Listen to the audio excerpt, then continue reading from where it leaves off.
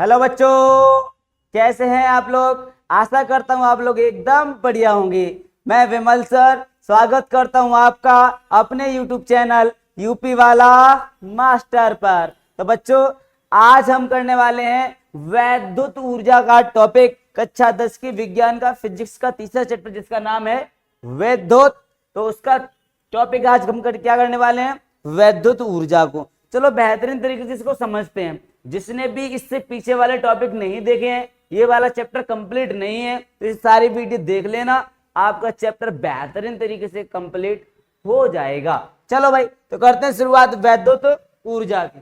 किसकी करते हैं बेटा, वैद्युत ऊर्जा की। वैद्युत ऊर्जा क्या कहती है, किसी चालक में वैद्युत आवेश के प्रवाह होने में जो ऊर्जा खर्च होती है। मैंने आपको वैद्युत आवेश पढ़ाया है, ठीक है ना।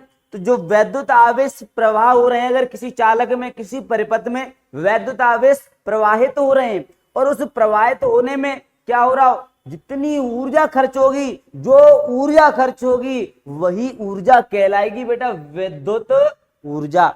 आवेश को प्रवाहित होने में जितनी ऊर्जा खर्च हो रही है ना, वही कहलाएगी बेटा विद्युत ऊर्जा। क्लियर हुआ। इस ऊर्जा को बेटा हम क्या कहते हैं, W से प्रदर्शित करते हैं। किससे प्रदर्शित करते हैं, W से, कैपिटल W। आप सोच रहे होगे क्या W को सर कार्य से करते हैं, वर्क है ना, कार्य को करते हैं W से। लेकिन बेटा ध्यान रखना, कार्य को ही बेटा हम ऊर्जा कहते हैं, कार्य को ही ऊर्जा कहते हैं। तो कार्य को भी W से प्रदर्शित करते हैं और ऊर्जा को भी W से प्रदर्शित करते हैं, ठीक है। तो फॉर्मूला क्या होता है, W बराबर V इंटू क्यू होता है, ध्यान रखना, ठीक है। W बराबर V इंटू क्यू होता है इसका फॉर्मूला। अलग अलग फॉर्मूला होते हैं, हम लोग उनकी बाद में बात करेंगे फॉर्मूला की, ठीक है ना, क्योंकि ऊर्जा के विभांतर के पदों में अलग मिलेगा आपको। अभी हम लोग उनकी बाद में बात करेंगे, ठीक है। फिलहाल इसके बारे में जो बेसिक नॉलेज है वो हम जान लेते हैं, इसका मात्रक क्या होता है, ठीक है ना। जो परिभाषाएं बोर्ड एग्जाम में पूछी जाती हैं उनके बारे में हम विशेष चर्चा कर लेते हैं। ध्यान दें, मात्रक क्या होता है, तो बेटा ऊर्जा का जो मात्रक होता है वो जूल होता है। कार्य का भी मात्रक जूल होता है और इसका भी मात्रक क्या होता है, जूल होता है। ध्यान देना, किलोवाट घंटा, बेटा किलोवाट घंटा भी वैद्युत ऊर्जा का मात्रक होता है। बेटा ध्यान देना, मैं आपको बता रहा हूं, वैद्युत ऊर्जा का मात्रक किलोवाट घंटा होता है। एमसीक्यू में 50 बार पूछा गया है, 50 बार पूछा गया है, ठीक है ना। आपको वहां जूल नहीं दे रखा होगा, वहां क्या दे रखा होगा, किलोवाट घंटा ऑप्शन में। तब आपको पता होना चाहिए कि किलोवाट घंटा किसका मात्रक है, वैद्युत ऊर्जा का मात्रक है, ठीक है। अगर ना तो आपको जूल दिया हो एमसीक्यू के विकल्पों में, और ना आपको किलोवाट घंटा दिया हो, अगर वहां इलेक्ट्रॉन वोल्ट दिया हो फिर, तो बेटा इलेक्ट्रॉन वोल्ट भी वैद्युत ऊर्जा का मात्रक होता है, ये बात ध्यान रखना। जूल, किलोवाट घंटा और इलेक्ट्रॉन वोल्ट, ये तीनों किसके होते हैं, वैद्युत ऊर्जा के मात्रक होते हैं। क्लियर हुआ सबको। चलो भाई, अब बात करेंगे यहां पर एक इलेक्ट्रॉन वोल्ट की परिभाषा आपसे पूछ ली जाती है। एक किलोवाट घंटा की भी परिभाषा पूछी जाती है आपसे एग्जाम में, और एक जूल की भी पूछी जाती है। तो पहले हम क्या करेंगे, एक इलेक्ट्रॉन वोल्ट की परिभाषा के बारे में जान लेते हैं। यहां से जो एमसीक्यू बनते हैं वो भी आपको ज्ञात होना चाहिए। ध्यान रखना, 1 एम्पियर, 1 वोल्ट, 1 ओम, 1 कूलाम, ठीक है ना, 1 किलोवाट घंटा, 1 जूल। बेटा ये सब आपको इनकी परिभाषाएं याद होनी चाहिए, ये बोर्ड एग्जाम में मोस्टली पूछी जाती हैं, ये इंपॉर्टेंट होते हैं, ठीक है। इसलिए मैं आपको बता रहा हूं, ये आपको जरूर तैयार कर लेने, क्योंकि एमसीक्यू 2 नंबर में ये पूछ लिए जाते हैं आपसे बोर्ड एग्जाम में, ठीक है। तो ये आपको जरूर तैयार करने हैं, इंपॉर्टेंट है, ठीक है। तो बात करेंगे एक इलेक्ट्रॉन वोल्ट। इलेक्ट्रॉन वोल्ट को शॉर्ट में हम लिखते हैं ईवी, ई से इलेक्ट्रॉन, वी से वोल्ट, ठीक है। तो एक ईवी कह सकते हैं या फिर एक इलेक्ट्रॉन वोल्ट कह सकते हैं, ठीक है। तो क्या होता है ये एक ईवी, देख दो इधर देखो, एक इलेक्ट्रॉन वोल्ट वह कार्य होता है जो इलेक्ट्रॉन को, जो क्या करेगा, एक इलेक्ट्रॉन को एक बिंदु से दूसरे बिंदु तक ले जाने में किया जाता है। मतलब ये कोई इलेक्ट्रॉन है और ये कोई 2 बिंदु हैं ए और बी मान लेते हैं, ठीक है, ध्यान देना। और यहां पर कोई इलेक्ट्रॉन वोल्ट है, कोई इलेक्ट्रॉन है, ठीक है ना, उस इलेक्ट्रॉन को हम क्या करें, यहां से इस बिंदु से, एक बिंदु से हम क्या करें दूसरे बिंदु तक लेकर के जाएं, इसमें कुछ कार्य करना पड़ेगा ना। हाँ, तो वही कार्य क्या कहलाएगा बेटा, वही कार्य कहलाएगा तुम्हारा एक इलेक्ट्रॉन वोल्ट कहलाएगा। ध्यान देना, जबकि उन बिंदुओं के बीच विभवांतर कितना हो, लेकिन इन दोनों बिंदुओं के बीच विभवांतर कितना होना चाहिए, 1 वोल्ट होना चाहिए। कितना होना चाहिए, 1 वोल्ट। अगर इन दोनों बिंदुओं के बीच विभवांतर 1 वोल्ट है तो ध्यान देना, तो इस इलेक्ट्रॉन को एक बिंदु से दूसरे बिंदु तक ले जाने में किया गया कार्य कहलाएगा बेटा 1 इलेक्ट्रॉन वोल्ट। समझ में आया, क्या कहलाएगा, 1 इलेक्ट्रॉन वोल्ट। तो सीधा सीधा लिखते हैं कि 1 इलेक्ट्रॉन वोल्ट वह कार्य है जो एक इलेक्ट्रॉन को एक बिंदु से दूसरे बिंदु तक ले जाने में किया जाता है, जबकि उन दोनों बिंदुओं के बीच विभवांतर कितना होता है, 1 वोल्ट होता है। क्लियर हुआ, आई थिंक आपको बहुत से समझ में आ गया होगा। अब यहां पर देखना फॉर्मूला क्या होता है, W बराबर VQ होता है, ठीक है ना, W बराबर क्या होता है, VQ होता है। अब यहां पर हम बात करेंगे तो क्या हो जाएगा, W बराबर EV हो जाएगा। क्या हो जाएगा, W बराबर EV हो जाएगा। क्यों, Q हमारा यहाँ पर क्या है, आवेश, और यहाँ पर बात किसकी चल रही है, इलेक्ट्रॉन की। तो इलेक्ट्रॉन पर आवेश को हम किससे प्रदर्शित करते हैं, स्मॉल ई से करते हैं सर। तो वही लिख दिया है, Q की जगह क्या ई कर दिया है, ठीक है। तो W बराबर क्या हो गया, EV हो गया। क्लियर। अब इस EV का मान, E का मान कितना होता है, निश्चित होता है ना, 1.6 इंटू 10 की पावर माइनस के 19 कूलम, ये तो निश्चित होता है, आपको मैंने बहुत अच्छे से बताया है, ठीक है। और अगर हम V का मान 1 वोल्ट मान लें तो क्या हो जाएगा, W बराबर 1 इलेक्ट्रॉन वोल्ट होगा। क्या होगा, W बराबर 1 इलेक्ट्रॉन वोल्ट हो जाएगा कि नहीं हो जाएगा, हाँ हो जाएगा, ठीक है।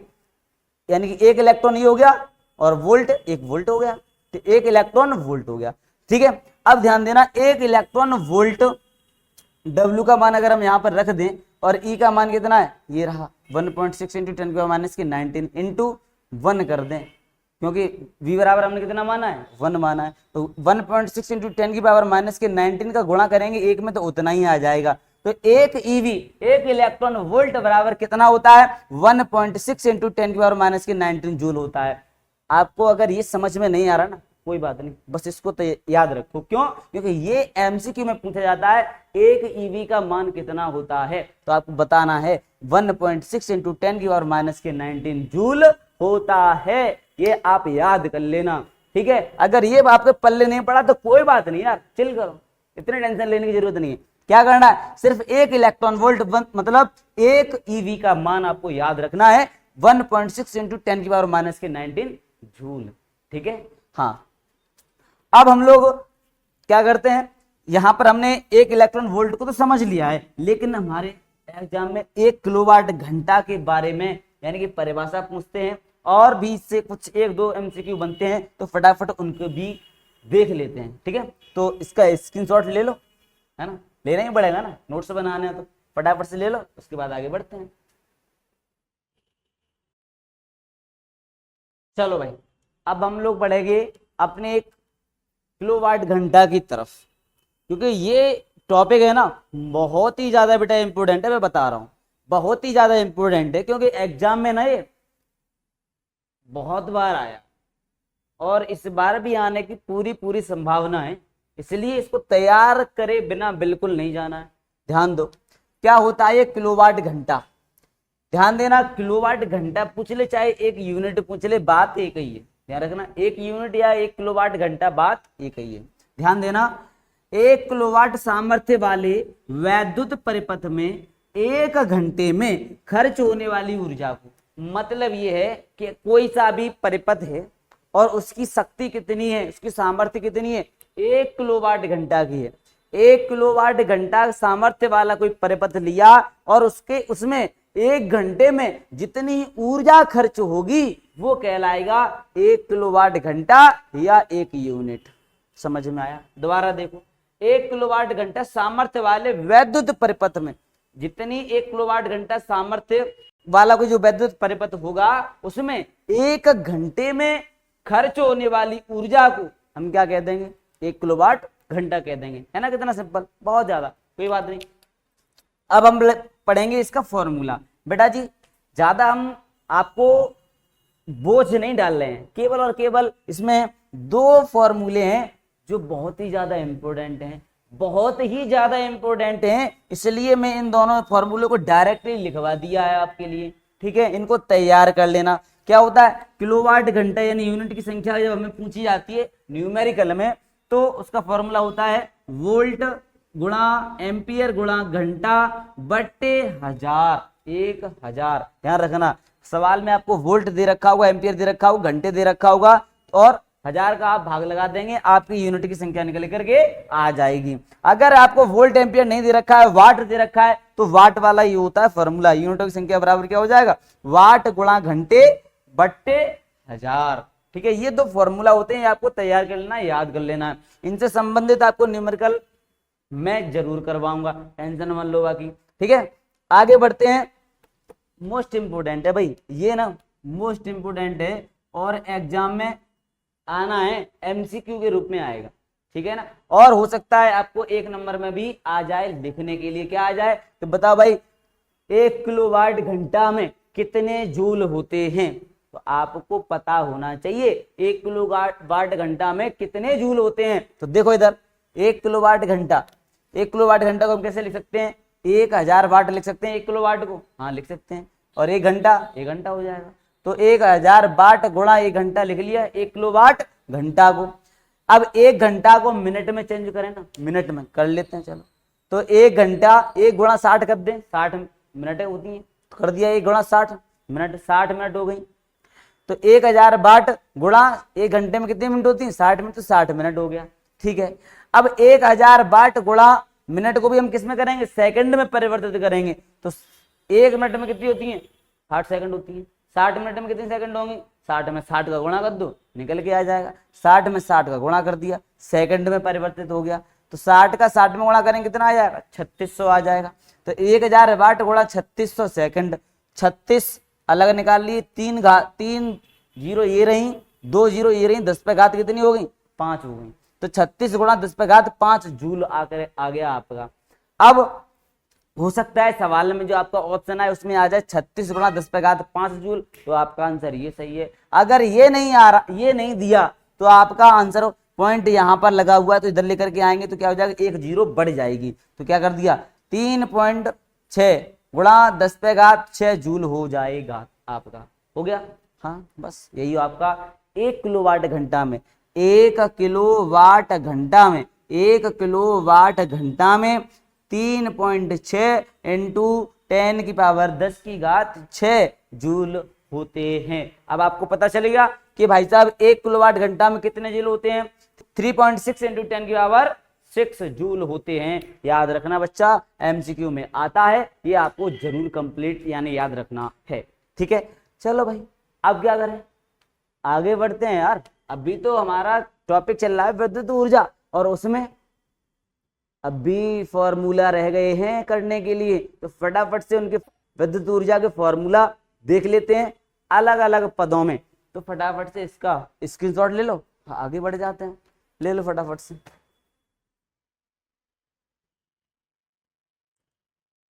चलिए अब हम लोग वैद्युत ऊर्जा से संबंधित सूत्रों के बारे में जानेंगे। बेटा ध्यान रखना, यही सारे सूत्र आपके न्यूमेरिकल में लगेंगे, ध्यान देना, बहुत ही इंटरेस्टिंग होने वाले हैं ये आपके लिए फॉर्मूला। ध्यान दो, वैद्युत ऊर्जा का जो है ना सूत्र हम निकाल रहे हैं, तो वैद्युत ऊर्जा विभवांतर तथा धारा के पदों में सूत्र निकालेंगे। किसका, विभवांतर और धारा के पदों में। मतलब कहने का तात्पर्य यह है कि उसमें विभवांतर भी होगा और धारा भी होगी। ठीक है, तो हम क्या करें कि यदि किसी चालक में विभवांतर V वोल्ट बह रहा हो, विभवांतर हमने माना है कि विभवांतर कितना बह रहा हो, V वोल्ट बह रहा हो, धारा I एम्पियर बह रही हो, और कितने समय में, t सेकंड में बह रही हो, तो आवेश क्या होगा, आवेश होगा भाई Q बराबर IT होता है। फॉर्मूला आपको आवेश वाले में पढ़ाया था, Q बराबर IT होता है। ठीक है, अब उसी चालक में t सेकंड में कुछ ना कुछ जब आवेश बह रहा है, प्रवाहित हो रहे हैं, विद्युत ऊर्जा क्या होती है, विद्युत ऊर्जा क्या होती है, आवेश प्रवाहित होने में खर्च हुई ऊर्जा। तो जब t सेकंड में क्या हो रहा है, आवेश प्रवाहित हो रहे हैं, तो आवेश प्रवाहित होने में कुछ ना कुछ ऊर्जा भी खर्च हो रही होगी, तो व्यय हुई मतलब खर्च हुई वैद्युत ऊर्जा क्या होती है, W बराबर VQ फॉर्मूला होता है, बताया था तुम्हें वैद्युत ऊर्जा में, अभी बताया थोड़ी देर पहले। हाँ तो W बराबर VQ होता है।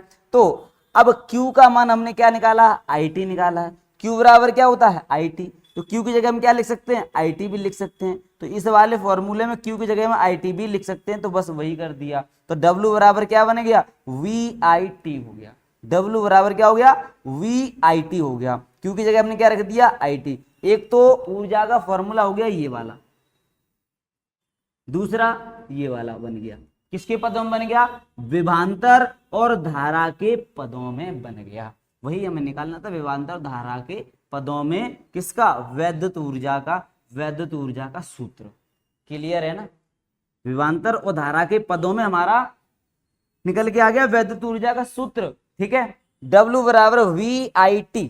अगर आपको सवाल में न्यूमेरिकल में दे रखा हो विभवांतर यानी वोल्ट दे रखा हो, एम्पियर दे रखा हो, सेकंड दे रखा हो, इन तीनों का मान दे रखा हो, ऊर्जा पूछी हो, फॉर्मूला लगा दो फटाफट से, पूछने किसी को जरूरत नहीं है। इधर आ जाओ, अब वैद्युत ऊर्जा का फॉर्मूला निकालेंगे किसके पदों में, धारा और प्रतिरोध के पदों में, मतलब धारा I और प्रतिरोध R के पदों में हम लोग निकालेंगे। ठीक है, I और प्रतिरोध R के। अब हम देखेंगे चालक का जो प्रतिरोध होता है वो R ओम होता है, R होता है कि नहीं होता, हाँ होता है। अब ओम के नियम से, ओम का नियम क्या कहता है, आपको पढ़ाया था, ओम का नियम क्या होता है, V बराबर IR होता है, V बराबर IR होता है। ठीक है, अब इस V का मान V बराबर V का मान कितना है, IR है, इस V की जगह IR भी लिख सकते हैं। ठीक है, अब इधर ही आ जाओ, इस V का यहाँ पर इस वाले फॉर्मूले में W बराबर VIT में V का मान हम IR रख दें, V की जगह हम IR रख दें, तो क्या होगा, एक नया फॉर्मूला बन जाएगा। यानी W बराबर VIT में ध्यान देंगे, W बराबर VIT में हम क्या करते हैं, V की जगह हम इस V का मान रख दें IR, तो वही लिख दिया, V की जगह हमने क्या लिख दिया, IR इंटू IT, तो IT लिख दिया। I और I कितना हो जाएगा, I स्क्वायर RT हो जाएगा। तो एक नया फॉर्मूला बन के आ गया, I स्क्वायर RT किसके पदों में, धारा और प्रतिरोध के पदों में। धारा ये रही I और प्रतिरोध ये रहा R, आ गया ना, धारा और प्रतिरोध के पदों में। ठीक है ना, ये एक नया सूत्र बन गया किसका, वैद्युत ऊर्जा का।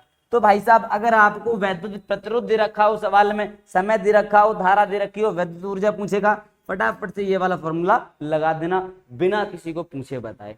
अब इधर आ जाओ, वैद्युत ऊर्जा का, उसी वैद्युत ऊर्जा का फॉर्मूला निकले किसके पदों में, विभवांतर और प्रतिरोध यानी V और R के पदों में, V और R के पदों में निकालना हो तब देख लो, ओम के नियम से धारा का मान क्या होता है, I बराबर V अपॉन R होता है। क्यों, क्योंकि V बराबर क्या होता है, IR, ओम का नियम कहता है। अब यहाँ से I का मान निकालेंगे तो क्या हो जाएगा, R इधर भेज दो गुणा में तो भाग में आ जाएगी, तो V बट्टे R बराबर I बराबर क्या हो गया, V बट्टे R, तो वही लिख दिया, I बराबर V बट्टे R लिख दिया है। ठीक है, अब I का मान V बट्टे R होता है, आपको भी पता चल गया। ठीक है, अब इसी वाले फॉर्मूले में आपने जो निकाला W बराबर I स्क्वायर RT निकाला, इसमें I है, I की जगह में V अपॉन R रख दें तो एक नया फॉर्मूला बन जाएगा फिर से।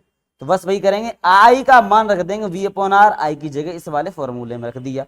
W बराबर I स्क्वायर RT में I का मान रखने पर I का मान रख दिया, तो I का मान कितना है, V बट्टे R रख दिया, V बट्टे R, I का स्क्वायर है तो V स्क्वायर बट्टे R स्क्वायर हो जाएगा। ठीक है, स्क्वायर कर दिया दोनों का। अब इंटू RT हो जाएगा, एक R से एक R दो बार लिखे ना, R दो है तो एक R से एक R कट जाएगी। अब कितना बचा, नीचे केवल एक R बची, ऊपर तो खत्म हो गया। तो क्या ऊपर क्या बचा, V स्क्वायर T, तो V स्क्वायर T लिख दिया, बट्टे में नीचे कितने बची R, ये बन गया। ये हमारा तीसरा यानी कि अगला हमारा फॉर्मूला बन के तैयार हो गया, किसके पदों में, विभवांतर और प्रतिरोध के पदों में। समझ में आ गया, विभवांतर और प्रतिरोध के पदों में हमारा ये बन के तैयार हो गया। तो ये हमारा फॉर्मूला किसके पदों में है, ये हमारा है विभवांतर और धारा के। ठीक है, विभवांतर और धारा के पदों में V बराबर I, W बराबर VIT, एक फॉर्मूला ये बन गया। एक बन गया W बराबर I स्क्वायर RT धारा और प्रतिरोध के पदों में, और एक बन गया W बराबर V square T upon R यानी कि विभवांतर और प्रतिरोध के पदों में। यही हमारे फॉर्मूला हैं वैद्युत ऊर्जा के। अब हम लोग इनके थ्रू जितने भी न्यूमेरिकल बनेंगे उनको करेंगे। तो फटाफट से इसका स्क्रीनशॉट ले लो, ये फॉर्मूला जरूर याद कर लो। और एग्जाम में भी पूछ लिया जाता है कि भाई वैद्युत ऊर्जा का धारा तथा प्रतिरोध के पदों में सूत्र ज्ञात कीजिए, सूत्र बताइए। तो यह पूछ सकता है विद्युत ऊर्जा का विभवांतर तथा प्रतिरोध के पदों में सूत्र बताइए। यह पूछ सकता है विद्युत ऊर्जा का विभवांतर तथा धारा के पदों में सूत्र बताइए। तो आपको ये निगमन करने पड़ेंगे, ये बताने पड़ेंगे कहाँ से कैसे सूत्र बनाइए। तो आपको ये ध्यान रखना है। तो ये तैयार कर लेने हैं सारे के सारे सूत्र। ठीक है, अब हम लोग मिलते हैं एक नई क्लास में जिसमें हम आपको न्यूमेरिकल भी करवाएंगे। आप मुझे कमेंट में बता देना कि सर न्यूमेरिकल करवा दो, तो न्यूमेरिकल भी करवा देंगे। अब ये टॉपिक हमारा वैद्युत ऊर्जा का यहीं पर होता है खत्म। अगर आपको ये टॉपिक अच्छा लगा तो फटाफट से लाइक कर दो यार, और अपने सारे दोस्तों के पास शेयर कर दो यार जल्दी से। ठीक है, मिलते हैं हम लोग एक नई वीडियो में, तब तक के लिए जुड़े रहिए हमसे।